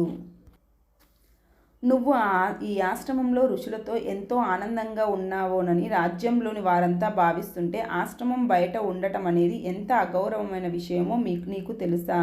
ఇది నాకు చాలా భయం కలిగిస్తోంది. జనక మహారాజు చాలా అరుదుగా ఆమెను విమర్శిస్తారు. ఆ మాటలు విన్న తర్వాత ఆమె ఆయనను చూస్తూ క్షమాపణ కోరి, నన్ను మన్నించండి తండ్రి, అయితే నిజానికి అగౌరవంగా ఉన్నది వారు, నేను దానిని తెలియనట్లు ఉండలేకపోతున్నాను. అదెలా? ఆయన అడిగారు. వారు అగౌరవంగా ఎప్పుడున్నారు? నిన్ను చూసుకోవడానికి ప్రతిక్షణం సిద్ధంగా ఉండి ఎంతో మర్యాదగా చూస్తున్నారు. రండి అని ఆమె ఆయన చేయి పట్టుకొని అడవిలోకి దారి చేసి అక్కడ నరికివేయబడిన చెట్లను, మిగిలిన మానులను చూపింది. వాళ్ళు కనీసం వాటి అనుమతి తీసుకోలేదు. తాము కోరుకున్నదంతా తీసుకొని కనీసం మిగిలిన జీవులపై దాని ప్రభావం ఎలా ఉంటుంది అన్న ఆలోచన కూడా చేయలేదు. మీరు నాకు ఎప్పుడు అరణ్యాల పట్ల గౌరవంతో మెలగాలి అని బోధించారు. తప్పనిసరిగా అవసరమైన దానికంటే ఎక్కువ తీసుకోకూడదు అని చెప్పారు. తన కళ్ళెదుట కనిపిస్తున్న దానిని చూసి మహారాజు నిశ్చేష్టులైపోయారు. సీత, నువ్వు చెప్పింది నిజమే. మనం దీనికి ఒక పరిష్కారం కనుక్కోవాలి. ప్రకృతి నుంచి మనం తీసుకున్న దానికి రెట్టింపు ఇవ్వాలని, ఎప్పుడూ కృతజ్ఞతాపూర్వకంగా తీసుకోవాలని మీరు నాకు బోధించారు. అవును, నేను నీకు అదే బోధించాను. అది ఇప్పుడు నువ్వు ఈ ఋషులకు బోధించాలి. మనం వారితో మాట్లాడదామంటూ మహారాజు ఆమెను ఆ సమావేశం వద్దకు తీసుకువెళ్లారు. ఋషులందరూ మహారాజు వచ్చి మాట్లాడటం కోసం ఎదురు చూస్తూ కూర్చొని ఉన్నారు. తనకు బదులుగా ఆ ఉచితాసనంపై ఆయన సీతను కూర్చోబెట్టి, ఇక్కడకు వచ్చినప్పటి నుంచి నా కుమార్తె నిస్పృహకు గురైంది. దానికి కారణం నేను ఇప్పుడు తెలుసుకున్నాను. అది మీకు వివరించాలని నేను ఆమెను కోరుతున్నాను అని చెప్పి ఆయన వెళ్ళి ఆ వెనుక వరుసలో కూర్చున్నారు. సీత చుట్టూ చూసి మౌనం వహించింది. అంతకు ముందెన్నడూ ఆమె సమూహాలతో మాట్లాడి ఉండలేదు. దానికి తోడు సహజంగానే ఆమె సిగ్గరి. వినయం, మర్యాద ఆమె సహజ లక్షణాలు. ఆమె తన తండ్రితోనూ, రాజప్రసాదంలో తన సన్నిహితులతోనూ నిర్భయంగా తాను చెప్పదలుచుకున్నది చెప్పేది. కానీ ఈ విధమైన గౌరవనీయ సమూహాలను ఉద్దేశించి ప్రసంగించటం ఆమెకు కొత్త. మహారాజు, ఇప్పుడు నువ్వు నాకు చెప్పిన దానిని వారికి వివరించు అన్నారు. ఇంకా ఆమె మౌనంగానే ఉంది. ఎట్టకేలకు ఆమె తనది కాని స్వరంతో, తనదైన సున్నితమైన చిన్నపిల్లల స్వరంతో కాక అధికారం ముట్టిపడే స్వరంతో స్థిరంగా మాట్లాడసాగింది. ఇక్కడ నేను చూస్తున్న అవమానకర చర్యల పట్ల నాకు చాలా బాధగా ఉంది. ఆ ఆశ్రమ నిర్వాహకుడైన ఋషి చాలా ఆశ్చర్యానికి గురైనట్లు కనిపించినా తాను చేతులు జోడించి నిలబడి ఉన్నాడు. కనుక ఏమీ చేయలేక, రాకుమారి సీత, ఆశ్రమవాసుల్లో ఎవరైనా మీ పట్ల అగౌరవంగా ప్రవర్తిస్తే దయచేసి మమ్మల్ని మన్నించు. అది కావాలని చేసింది కాదు అన్నాడు. మీరు అవమానపరిచింది నన్ను కాదు, ఈ అడవిని. తమ జీవితం కోసం దానిపై ఆధారపడి ఉన్న అనేక జీవరాశులను, మీరు రాబోయే పరిణామాల గురించి ఆలోచించకుండా అనేక చెట్లను కొట్టివేశారు. నా తండ్రి నాకు బోధించింది ఇది కాదు. ఆయన జీవిత సర్వస్వం పట్ల గౌరవం చెట్ల పట్ల గౌరవం కలిగి ఉండాలని బోధించారు. చెట్లు జీవితంలోనే భాగం కాదా? అవి మనకు ఆహారాన్ని, అడవిలోని జీవులకు ఆశ్రయాన్ని ఇవ్వడం లేదా? సమావేశంలో అందరూ ఆమె మాటలకు ఆశ్చర్యపోయి ముఖముఖాలు చూసుకున్నారు. ఆశ్రమ అధినేత ఆమెను వారిస్తూ, కానీ సీత, మాకు ఆశ్రమం నిర్మించడానికి స్థలం, వస్తువులు అవసరం కదా, అది కూడా ముఖ్యమే అన్నాడు. మన పూర్వీకులు అరణ్యాలతో ఆహారం అందించబడి పోషించబడ్డారు అన్న విషయం మర్చిపోయామా? దానికి కృతజ్ఞత కలిగి ఉండాలని మనకు బోధించలేదా? సీత స్థిరమైన స్వరంతో మృదువుగా ఉంది. అయితే మరి దీనికి పరిష్కారం ఏమిటి? మరొక ఋషి అడిగాడు. మాకు సలహా ఇవ్వు సీత. మేము మా ఆశ్రమాలను నిర్మించడం, విస్తరించడం ఆపివేయాలా? సీత ఆలోచనలో పడింది. కాదు, అది పరిష్కారం కాదు. కొన్ని నిమిషాల తర్వాత ఆమె కళ్ళు మెరిశాయి. ప్రకృతి నుంచి మనం తీసుకున్న దానికి రెట్టింపు ఇవ్వాలని మా నాన్న నాకు బోధించారు. కనుక నరకబడిన ప్రతి చెట్టు స్థానంలో మనం 2 మొక్కలు నాటాలి. మన అవసరాలు ఖచ్చితంగా సరైనవై ఉండాలి. అంతేగాక అడవి నుంచి మనం ఏదైనా తీసుకునే ముందు దానికి మన అవసరాలను వివరించి అనుమతి తీసుకోవాలి. మనం అడవిలోని జీవితాన్ని పరిగణలోకి తీసుకోవడంలో విఫలమైతే మనకు సంపదత్వమైన భవిష్యత్తు ఉండదు. అది ఖచ్చితంగా జరుగుతుంది. సమావేశంలో గుసగుసలు మొదలై అనేక తలలు అంగీకార సూచకంగా ఊగాయి. అవును, అదే మంచి పరిష్కారం అన్నాడు ఆశ్రమ అధినేత. దీనిని మేము వెంటనే అమలు పరుస్తాం. అంతవరకు అన్నీ వింటూ మౌనంగా ఉన్న మహారాజు ఇప్పుడు లేచి, మన విదేహ రాజ్యంలో అందరం ఈ నిర్ణయాన్ని అమలు పరుద్దాం. దాని వలన యువతరం అడవులను రక్షించటం నేర్చుకొని మన పూర్వీకుల లాగానే జంతువులు, వృక్షాలను జాగ్రత్తగా చూస్తారు అని చెప్పారు. సీత వైపు తిరిగి, ప్రతి సమస్యకు ఒక పరిష్కారం ఉంటుంది, దాన్ని వెదికి ఎదుటివారి అవసరాల గురించి ఆలోచించటం నేర్చుకో అన్నారు. రాజప్రసాదానికి తిరిగి వచ్చిన తర్వాత మహారాజు ఈ సన్నివేశాన్ని సునయన మాతకు వర్ణించి చెప్పారు. నేను ఆమెకు సహాయం చేస్తూ ఆ గదిలోనే ఉండటం వలన ఆ సంభాషణ విన్నాను. సీత చేసిన పనిని విన్నప్పుడు సునయన మాత ఆనందంతో వెలిగిపోయింది.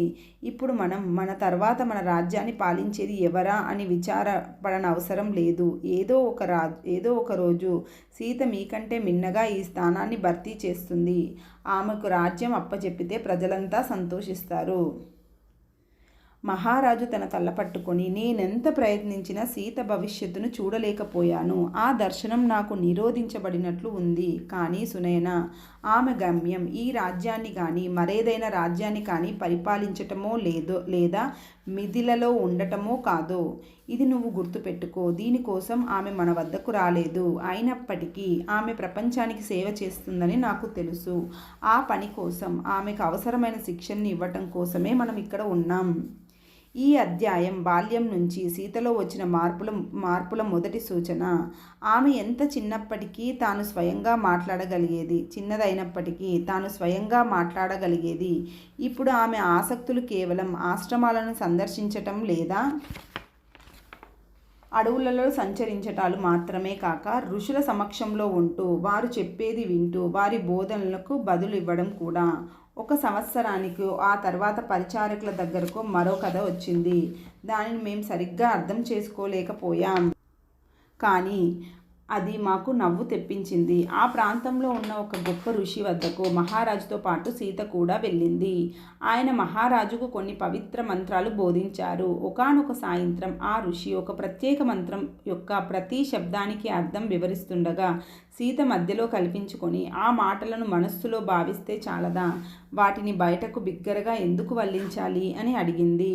శబ్దాలు ప్రకంపనలు సీత అని ఆయన వివరించారు. ఆ శబ్దాలు సరిగ్గా ఉచ్చరించబడితే మిగిలిన ప్రకంపనాలపై ప్రభావం చూపి బాహ్య ప్రపంచంలో మనం కోరుకున్న మార్పులు తెస్తాయి.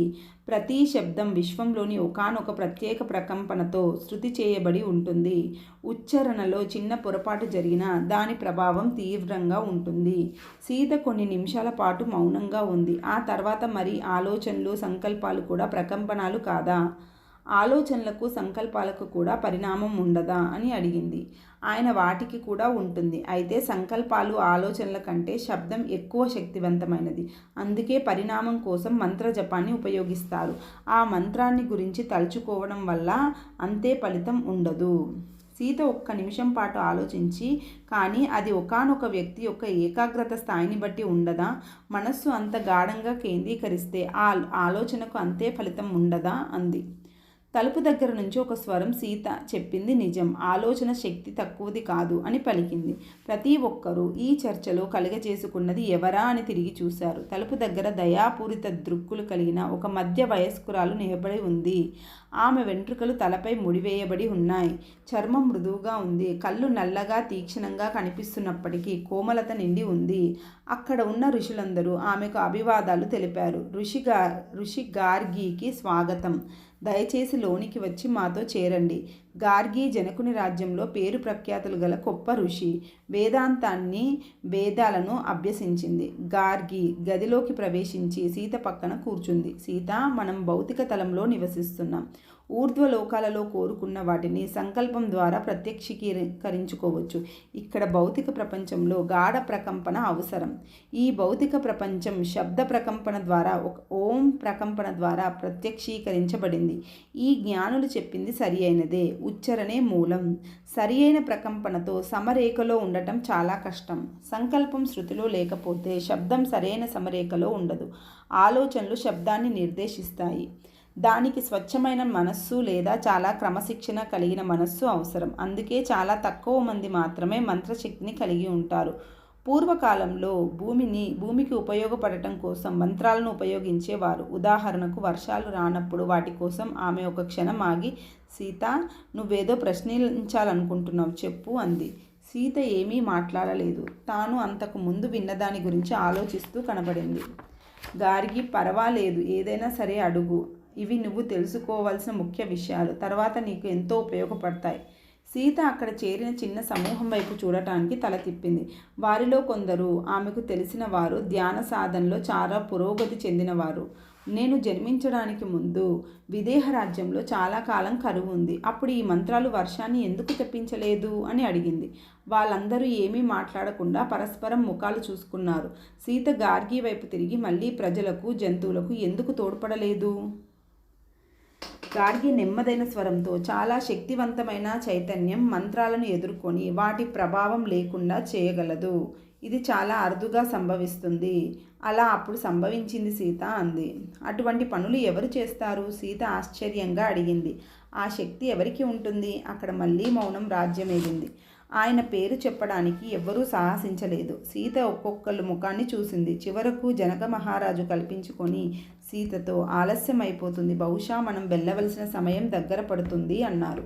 తండ్రి, ఆ కష్టానికి కారణమైన వారు ఎవ్వరు? ఎందుకు ఆ విధంగా చేశారో నాకు తెలియాలి. అతని పేరు రావణ. నెమ్మదిగా గార్గి బదులు పలికింది. ఒకప్పుడు ఆయన చాలా గౌరవాధారాలు కల పండితుడు. అనేక శక్తులు సంపాదించాడు. అతని తల్లి శక్తివంతమైన రాక్షస స్త్రీ. తండ్రి గొప్ప వేద పండితుడు. అతను వారిలో ఏదో ఒక మార్గాన్ని అనుసరించి ఉండవచ్చు, కానీ రెండూ అనుసరించాడు. దాంతో అతన్ని కోపం, గర్వం లోబర్చుకోవటంతో 3 లోకాలను జయించాడు. మంత్రాలను ఎదుర్కోగలిగిన అరుదైన వారిలో అతను ఒకడు. అతను భూమిలో అనేక భాగాలను వశపరుచుకున్నాడు. అతను మారు రూపాలు ధరించగలడు. అయితే ఇప్పటి వరకు విదేహ వైపు చూడకపోవటంతో ఇక్కడ ఋషులు క్షేమంగా ఉన్నారు. సీత అయోమయానికి గురైంది. కానీ సంభాషణ ముగిసే సమయం వచ్చిందని సూచించడానికి గుర్తుగా తన తండ్రి లేచి నిలబడటం చూసింది. ఆమె ఆ ఋషులను నమస్కరించి ఆయనతో వెళ్ళింది. మరునాడు వారు ఆశ్రమాన్ని వదిలి వెళ్ళారు. రాజప్రసాదాన్ని వెళ్లే వరకు సీత మౌనంగానే ఉంది. చివరకు జనకుడు, నువ్వు విన్నదాన్ని గురించి ఇబ్బంది పడకు. దాని గురించి ఇప్పుడు నువ్వు విచారణ పడన అవసరం లేదు అని చెప్పాడు.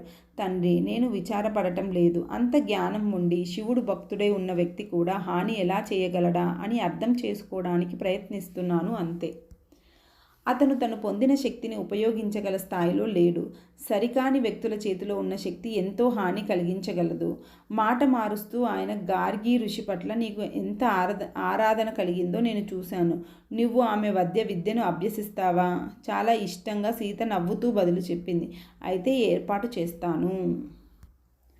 కొన్ని సంవత్సరాల తర్వాత సీత నుంచి నేను గొప్ప ఆశీర్వచనాన్ని అందుకున్నాను. ఒకానొక రోజు సీత సమీపంగా దాక్కుంటూ ఉన్న కుందేళ్ళు యువతలకు రాగా వాటితో ఆడుకుంటూ ఉండగా ఉషా నేను చూస్తూ తోటలో కూర్చున్నాం. నేను మాత వంక చూస్తూ, ఈమె ఇప్పుడు ఎంత అందంగా ఉంది, యుక్త వయసులో అడిగిడబోతోంది. ఆమె ఎప్పుడూ ముద్దుగా, తెల్లగా, జీవకలతో మెరిసే కళ్ళతో ఉండేది. అయితే ఇప్పుడు ఆమె రూపం మారుతూ అసాధారణ సౌందర్యవతిగా తయారవుతోంది అనుకుంటున్నాను. ఆమె ఆ జంతువులతో ఆడుకుంటూ ఉండగా చంద్రుడు లేని ఆకాశం వంటి ఆమె పొడవైన ఒత్తైన వెంట్రుకలు ఛాతీ చుట్టూ పరుచుకొని ఆమె హృదయానికి హత్తుకొని ఉన్న కుందేళ్ళు పిల్ల చుట్టూ ఆమె చేతిపై నుంచే అలలలాగా కదిలాయి. ఆమె శరీరం పలచగా మెరుస్తూ ఉండేది. ఆమె నడుస్తున్నప్పుడు నేలకు ఆమె పాదాలు అరుదుగా తగిలినట్లు ఉండేవి. పెద్ద ఆల్చిప్పల వంటి కళ్ళు నల్లదనంలో వెంట్రుకలతో పోటీపడి ఉల్లాసంతో మెరుస్తూ ఉండేవి. ఆమె యవ్వనంలోకి అడిగిడే కొద్దీ ఆమె కళ్ళు గాఢంగా అడుగులేని కొలనులా పెరిగి ఆమె చైతన్యంలోని ఉల్లాసంతో పాటు జ్ఞాన, వివేక, ప్రశాంతతలను ప్రతిబింబిస్తూ మా అందరిపై వాటిని వర్షించేవి. ఆమె మీ వైపు చూస్తే మీ బాహ్య రూపం కంటే మించినది ఏదో చూస్తుందని మీకు తెలుస్తుంది. ఆమె మీ చైతన్యపు అంతర్స్థాయిని తదేకంగా చూసి ఏదైనా బాధను కానీ, నొప్పిని కానీ గల కారణాన్ని తీసివేస్తుంది. అది ఆమె పద్ధతి. ఆమె శరీరం బంగారు, తెలుపు వర్ణాల మిశ్రమంలో ఉంటుంది. ఆమె ముఖం పల్చగా ఉన్నప్పటికీ ఏ అపరిపక్వతలు, మచ్చలు లేకుండా సంపూర్ణత్వంతో ఉంటుంది. అంతకంటే అందమైన రూపాన్ని నేను ఊహించను కూడా లేను. నేను ఆమె అందాన్ని ఆరాధిస్తూ ఉండగా మాత కుందేలును నేల మీద దించి నా వద్దకు వచ్చి పక్కనే కూర్చొని నిదానంగా, మీనాక్షి, నిన్ను మీ నాన్న ప్రేమించలేదని నువ్వు అనుకోవద్దు. ఆయన నిన్ను ఎంతో ప్రేమించాడు. ప్రేమ మాటలతోనే వ్యక్తీకరించిన అవసరం లేదు, చేతులతో కూడా చూపవచ్చు. నిశ్చేష్టురాలనైన నేను ఆమె మాటలతో ఈ లోకంలోకి వచ్చిన ఆమె ఏం చెప్పాలో తెలియదు. అయినా రాత్రుళ్ళు నీ మంచంపై కూర్చొని నువ్వు నిద్రపోయేటంత వరకు అలాగే చూస్తూ ఉండటం నీకు జ్ఞాపకం లేదా? అది ప్రేమకు సంకేతం. అలాగే రాత్రులు నిద్రించబోయే ముందు మా తండ్రి గారి ఆశీస్సుల కోసం నిన్ను కూడా తీసుకువచ్చేవారు. అది కూడా ఒక ప్రేమ చిహ్నమే. ఆవిడ ఆ సమయాలలో నాతో పాటు ఉన్నట్లు, ఆయన జాగ్రత్తగా చూసిన ఆ సంఘటనల గురించి నేనేమీ పట్టించుకోకపోయినా తాను స్వయంగా చూసినట్లు చెప్పింది. నేను కళ్ళ నుండి కారే నీళ్లను ఆపలేకపోయాను. ఆమె మాట్లాడినప్పుడు ఆ దృశ్యాలు నా కళ్ళ ముందు కదలాడి చాలా కాలం క్రింద అణిచిపెట్టబడిన జ్ఞాపకాలు పైకి వచ్చేవి. నేను నా శరీరం ఎగిసిపడటాన్ని, బుగ్గల మీద కారే నీటిని దాచుకోవడానికి ఎంతో ఇబ్బంది పడేదాన్ని. నేనేదో చిన్న పిల్లనైనట్లు, ఆమె పెద్దదైనట్లు భావించేదాన్ని. కానీ ఆయన నాతో ఎప్పుడూ నన్ను ప్రేమిస్తున్నానని చెప్పలేదు అని అనుకున్నాను నేను. నా ఆలోచనలకు ఆమె బదిలిస్తూ, దాని అర్థం ఆయన నిన్ను ప్రేమించలేదని కాదు అని నవ్వుతూ అంది. భూమాత మన పట్ల తన ప్రేమ గురించి ఎన్నడూ మాట్లాడదు. అయినప్పటికీ ఆమె మనల్ని ప్రేమిస్తుంది. మనందరినీ, ప్రతి జీవిని, మొక్కను, రాయిని, అన్నిటినీ ప్రేమిస్తుంది. ఎందుకంటే అన్నీ ఆమెలో భాగమే కనుక. భూమి మనల్ని ప్రేమిస్తుందా? ఆమె చేతులు మా కింద ఉన్న నేలను జాగ్రత్తగా పట్టుకోవడం చూసిన నా స్వరం వణికింది. ఆమె తల ఊపింది. నేను ఇక్కడ పుట్టకముందు మా తండ్రి గారు మాత నన్ను ఇక్కడ జన్మ తీసుకోమని పిలుస్తున్నప్పుడు భూమాత నా ముందు ప్రత్యక్షమై తాను నన్ను వారి వద్దకు తీసుకువెళ్తానని చెప్పింది. ఆమె వారు నిన్ను నాకులాగానే ప్రేమిస్తారు అని చెప్పింది. ఆ విధంగా మన పట్ల ఆమెకు గల ప్రేమ నాకు తెలిసింది. నన్ను ఇక్కడకు నిర్దేశించినందుకు ఆమె పట్ల నేను ఎప్పటికీ కృతజ్ఞత కలిగి ఉంటాను. ఆమె వ్యక్తీకరణ ఎంతో మృదువుగా ఉండి ఈ మాటలు చాలా సున్నితంగా చెప్పింది. తర్వాత నా వైపు తిరిగి తన మృదువైన చేతిని నా మీద వేసి, నేను నిన్ను ప్రేమిస్తున్నాను మీనాక్షి అంది. ఈ వజ్రపు తునకలు మాట్లాడిన తర్వాత ఆమె మళ్ళీ కుందేళ్ల వైపు ఎగురుకుంటూ వెళ్ళింది. ఆమె ప్రేమ వ్యక్తీకరణ నా గాఢ లోతులను స్పృశించింది. ఇంతకుముందు ఎన్నడూ నేను నిన్ను ప్రేమిస్తున్నాను అన్న మాటలు నేను వినలేదు. ఆ రోజు మాత నా లోపల దేనినో గాఢంగా చిలికింది. ఉషా కలతగా ఉన్న నన్ను చూసి, మీనాక్షి, మాతను నేను చూసుకుంటాను, నువ్వు కొంచెంసేపు ఒంటరిగా ఉండు అని చెప్పింది. నేను ఆమెకు కృతజ్ఞతలు చెప్పి గదిలోకి వెళ్ళి స్వేచ్ఛగా ఏడవసాగాను. మళ్ళీ నేను చిన్నపిల్లగా మారి నేను కోల్పోయిన తండ్రి కోసం ఎన్నడూ మెచ్చుకోని ఆయన కోసం బాగా ఏడ్చాను. అంతేకాదు, నా కన్నీళ్లు మాత కోసం కూడా. ఆమె నా పట్ల ప్రేమను వ్యక్తీకరించినందుకు. నా తండ్రితో గడిపిన సున్నిత క్షణాలు, జ్ఞాపకాలు మళ్ళీ వచ్చి మొట్టమొదటిసారిగా నేను ఆయనను ప్రేమను అనుభవించాను. కొంచెం సేపు అయిన తర్వాత తీవ్ర అనారోగ్యానికి గురై మరణానికి చేరువలో ఉన్న అతిథి వద్దకు వెళ్ళాను. జరిగిందంతా ఆమెకు చెప్పాను. ఆమె ఎంతో బలహీనంగా ఉన్నప్పటికీ కొంచెం నవ్వి, నిజంగానే మీ నాన్న నిన్ను ప్రేమించేవాడు. నువ్వే ఆయన సర్వస్వం. ఆయన ఏం చేసినా, ఎంత కోపంగా కనిపించినా అది తనదైన శైలిలో నిన్ను రక్షించడం మీనాక్షి అని గొణిగింది. కొన్ని నిమిషాల మౌనం తర్వాత ఆయన తన ప్రాణాన్ని పణంగా పెట్టి నువ్వు ఈ పరివార కృత్యాలలో పాల్గొనేటట్లు చేశాడు. ఇప్పుడు నీపైన ఆశీర్వచనాలు ఎలా వర్షిస్తున్నాయో చూడు. మీ తండ్రి అంకిత భావం, విశ్వాసాల వల్లనే నువ్వు ఇక్కడ ఉన్నావు మీనాక్షి. దాన్ని ఎప్పుడూ సందేహించకు. నీ తండ్రి త్యాగమే నిన్ను ఇప్పుడు ఈ స్థితిలో ఉంచింది. ఆయన త్యాగం, మహారాజుకు ఆయన పట్ల గల ప్రేమ రెండూను.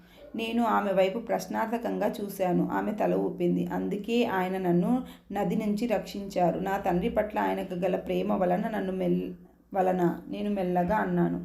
అది నీ పట్ల ప్రేమ వలన మీనాక్షి, నా పట్ల నేను నమ్మలేనట్లు అన్నాను. అతిథి నిట్టూర్చి బలం కూడా తీసుకుంది. మా అందరి పట్ల ఆయనకు గల ప్రేమను పరిచారకులందరినీ ప్రత్యేకంగా శ్రద్ధగా చూడటాన్ని నువ్వు గమనించలేదా? ఆయనకు ఉన్న అనేక బాధ్యతలతో పాటు మధ్య మధ్యలో నన్ను చూడటానికి వచ్చి నాకేమైనా అవసరం ఉందేమో కనుక్కొని నేను మరికొంచెం సౌకర్యవంతంగా ఉండటానికి ఇంకేమైనా కావాలా అని అడిగేవారు. నేను ఒక సాధారణ పరిచారికను. ఆ విధమైన ప్రేమను అర్థం చేసుకోవడం నాకు మించినది. రాకుమారి సీతకు కూడా అవే లక్షణాలు ఉన్నాయి. నేను అనేక ఉద్వేగాలతో చుట్టుముట్టబడ్డాను మళ్ళీ మాట్లాడగలిగినప్పుడు. కానీ అతిథి చాలా కాలంగా నా హృదయంలో పాతి పెట్టబడిన ఈ బాధ గురించి రాకుమారికి ఎలా తెలుసు అని ప్రశ్నించాను. రాకుమారి గురించి మనం ఎప్పటికీ అర్థం చేసుకోలేని విషయాలు ఎన్నో ఉన్నాయి. కాకపోతే ఒక విషయం నేను స్పష్టంగా చెప్పగలను. ఆమె ఈ ఇంటిలోకి మాత్రమే కాక మిథిల అంతటికీ అంతకుముందు లేని సంతోషాన్ని తెచ్చింది. మహారాజుకు మన పట్ల ప్రేమ ఉన్నా ఆయన వ్యక్తపరచరు. దానిని ఆమె తెలియజేస్తుంది. కొన్ని కొన్నిసార్లు నేను ఆమెయే స్వయంగా ప్రేమ అనుకుంటాను. అతిథి స్వరం పేలవగా మారిపోయింది. నేను ఆమెను అలసటకు గురి చేశాను అని భావిస్తూ తెలవు తీసుకోబోయాను. కానీ వెనుకకు తిరిగి ఆమె చేయి పట్టుకున్నాను. అతిథి, ఇన్ని సంవత్సరాల్లో నువ్వు నాకు ఎంతో ముఖ్యమైన దానివి అన్నాను. ఆమె నవ్వింది. నా కళ్ళు నీళ్లతో నిండటం చూసి ఆమె నా కోసం ఏడవకు మీనాక్షి, నీ కోసం కొత్త అధ్యాయం మొదలైంది. నేను నా ప్రయాణాన్ని కొనసాగించాలి. ఇది మా చివరి సంభాషణ అని నాకు తెలుసు. అందుకే నేను ఆమె పక్కనే నిలబడ్డాను. కానీ ఇక వెళ్ళు, సమయం మించిపోతుంది అని ఆమె సూచించింది.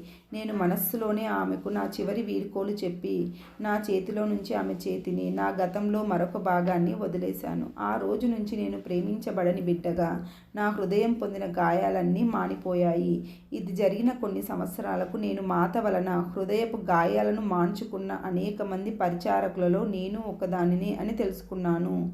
మా ప్రియమైన మాత వలననే మా రాజ్యంలో ఏదో ఒక రూపంలో స్వస్థత సంభవించింది అని నేను ధైర్యంగా చెప్పగలను.